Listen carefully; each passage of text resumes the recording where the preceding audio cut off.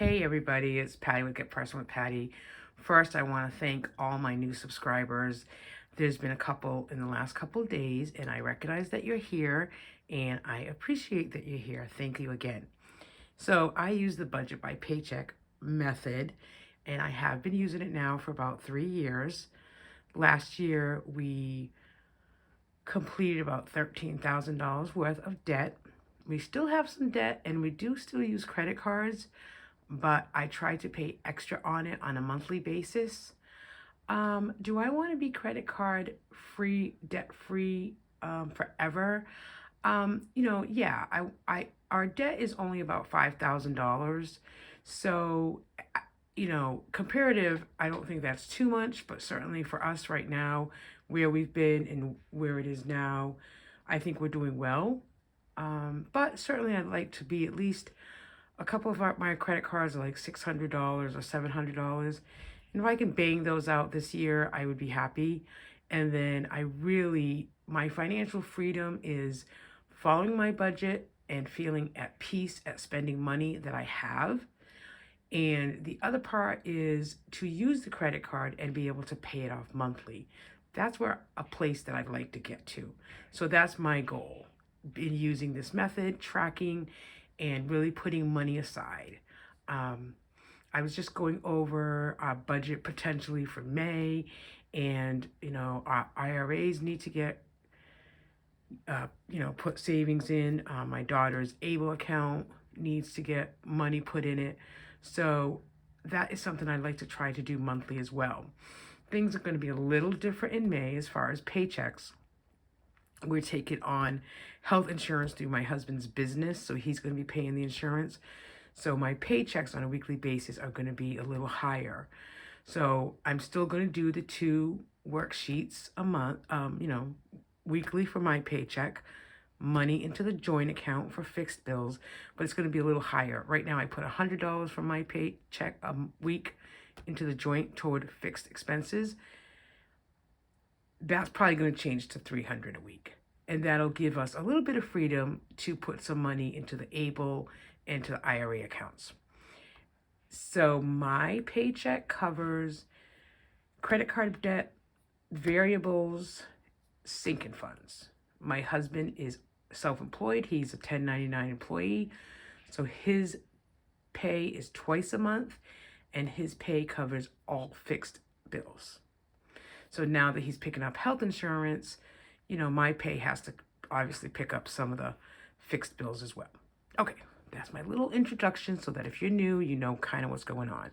So this is the Budget by Paycheck workbook. If you want a Budget by Paycheck workbook to use next year in 2023, run over to thebudgetmom.com and order it now. She's not coming out with a 2023 design or new book because of inflation. It's a little higher to produce, and she did not want to pass that over onto her subscribers, people that use her book. You don't need a book to start a budget. You don't need a book to create a budget. You don't need a workbook to do personal your budget. You can use a paper and pen. You can use a happy planner. And a lot of the happy planners right now are on sale because the new ones are coming out. So you don't need the workbook. I'm just telling you that option is obviously there. I use a lot of different books. I use a 7x9, Erin Condren. I use plum paper. Check out my other videos for those books and why I use them.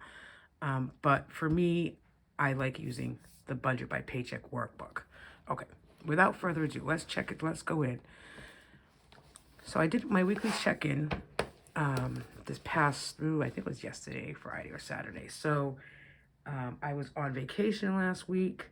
I really just kept track of what we spent while we were away. It was just under $1,000. So again, for me, that's financial freedom. To be able to spend a little under $1,000 in a week.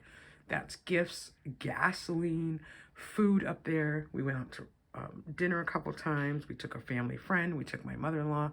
That's, for me, what financial freedom is all about.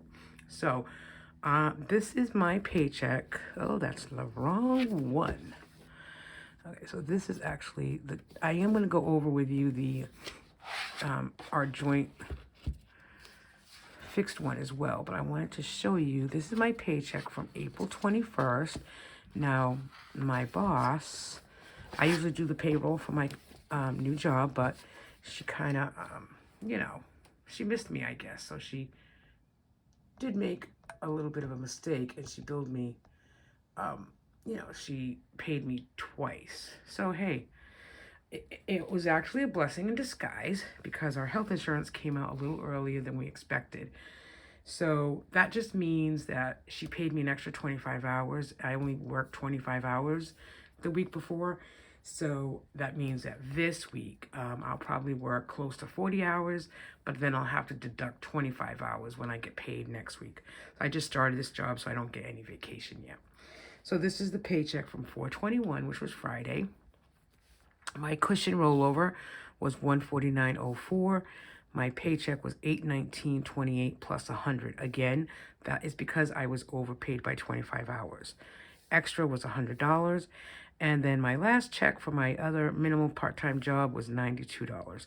I have resigned from that position to really focus on my full-time job, where I'll be working anywhere from 35 to 40 hours a week. So, and I didn't add that up for you guys, so I can do that right now. My handy dandy calculator. Plus 819.28 plus 192.17. So that was a total of 1160.49. Okay, so my cushion is $100. Now remember, I like a cushion to stay at $200. I'll make it up this week or next. Old Navy credit card. Right now I'm paying, in April, I'm paying the minimum of credit cards to kind of get ahead. So $29. We did have a dog sitter for 4 days, and I gave her $50 a day, which is $200. I bought some fizz, which is some caffeine little thing that you add to your drink. So I bought 2 boxes because it's watermelon, and I like that for the summer. So that was $90. And then my electric bill, my gas bill was, I paid $100. I usually pay, it's in the summer, it's a lot less. I think I still owe $100. I have solar, so electric this month there was no bill. And then adding that up, 2, 3, 4, 490 plus 29. I could guess it's like 519. All right. So 519 minus 1160.49. So 641.49. All right, now I'm trying to really use the actual column for exactly what we're spending, especially on the envelopes here. So we did have a Thursday night was a New York eat out. We $10, and then dinner on Thursday was when we got home.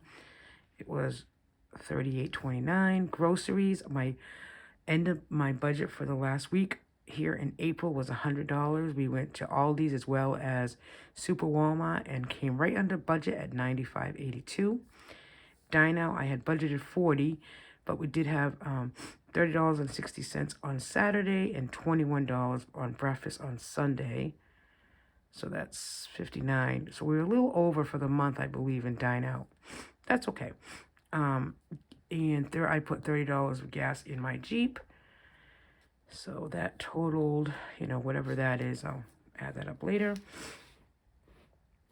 And for sinking funds, I did budget $50 for reverse. I didn't put any in.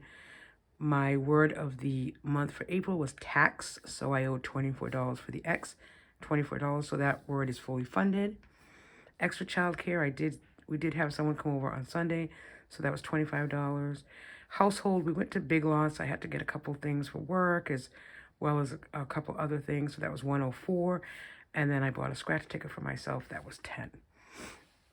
And then an automatic transfer that I do every week is $50 to Allie. Some of that money is for my medical copays or any prescription costs. And the other is really just to have a fund in case we need car maintenance, etc. I have a Jeep Wrangler. I do have a, what's it called? Oh boy, I lost my train of thought. Happens when you're over 50. But I only pay like $100 if they ever have to, do something with the car. And then because I got paid Friday, and then I didn't go to the bank Friday, and I didn't go to the bank Saturday, I didn't really do envelopes. I took $100 out yesterday and, broke it up to what I said I was going to break it up to here. So then the other thing I do is using the one workbook. Now, I used to use two different. I used to use the small budget by paycheck. These. I used to use these, the small books. And these she has tons of, so I do like this because it's done once a month. And I did use this for both last year and then a little bit into this year. This is the small books here. They're once a month, kind of cool. It's easy to carry around if that's what you want to do. But then I really wanted everything in one place. So I decided to put it here. Because my husband gets paid twice a month, what I do, when I first started with the Budget Mom as well, I bought the PDF. So I still have that on my computer. So that's what she's going to do this year. She's going to have a PDF version. So again, you can just buy that and then just print the sheets that you want to use, especially if it's just starting out. It kind of comes out a little cheaper. So this was for 11. We got paid for 11. And then my husband also gets paid on the 26th. So I print a 8.5 by 11 worksheet. And then I just glue it onto the back of a sheet. So I have the joint expenses as well in here. So this is for $426. Now, we usually get paid today. I haven't transferred any money yet, but I've already set up my budget. So again, the starting income would be my rollover cushion and balance, and then how much we're putting from the business account. I'm figuring about $1,600. So we are having to pay taxes this year. It wasn't a lot, thank God. It just worked out because we had solar put on our house last year, and we took a tax credit. We own the solar instead of, the company owning the solar. So if you're going to do solar, look into it. And if you can afford to own it, it's still via a loan on a monthly basis. For us, we pay $160 a month to have solar, to own the panels, but then the tax credits come back to us versus the company. Keep that in mind, because usually they want to sell you solar and they keep the tax credits because they say, okay, you can lease them, or you don't have to own them. Because we're used to paying high taxes because we're self-employed, we said, no, we want to own them. We did a small loan for the solar panels, and we get the tax credit back. We got $7,000 this year back on our tax credit for our solar. That is, for us, is huge. So our tax bill was minimal compared to previous years. I mean, still $4,000, but compared to last year it being $10,000 or $12,000, that's a huge difference. So you can see, if we didn't get the $7,000 for the tax credit, we would have paid $13,000. So it's a give and take for sure. But if you can do it, look into solar, and it's great. I'm in Massachusetts, so I get a check monthly from the electric company for any solar that produces more than my bill, and I also get a credit on my electric bill. Like this month, my electric bill was a credit of $95. As we go into summer, it's going to be hotter. The solar is going to do its job and produce more. Okay, so then what I have here is, my first thing is a cushion, and in the joint account, I like to keep $200 as well. Right now, I put in $100. We have a car payment coming out on the 27th of $200. We have to pay Comcast, which is $200. Life insurance, $322.14, and then our mortgage savings is going to be $800. We already have $800 in there. If I can put $800 every 2 weeks in our mortgage savings, then I feel like we're getting a little ahead there. So that totals $1622.14. And then for the most part, we don't do sinking funds or extra debt from the joint account. So that's really all we need. So I'll probably transfer over $1,600. And then this was the previous check, for $18, because again, I put that $100 in from, my work. So I am going to have to start doing that. I'm going to have to start, taking half the page and putting one check in between of the big checks that we get every 2 weeks. So really that's my budget for both our joint two bills and two paychecks, and then I use two trackers. And then to separate the accounts, I do an expense tracker like this. I used to use one page for each week, but because, now I'm doing both in here, like this is my account, so I just do one half, and then I use washi tape. So this is 1 week, this is second week, this is the third week. Washi tape comes in handy. This is the third week, and then this is the fourth week. And then any money that I get on April 29th, which will be very minimal from my paycheck because I only worked 7 hours last week and I'm only getting paid for that, will be in May because it's like $4.29.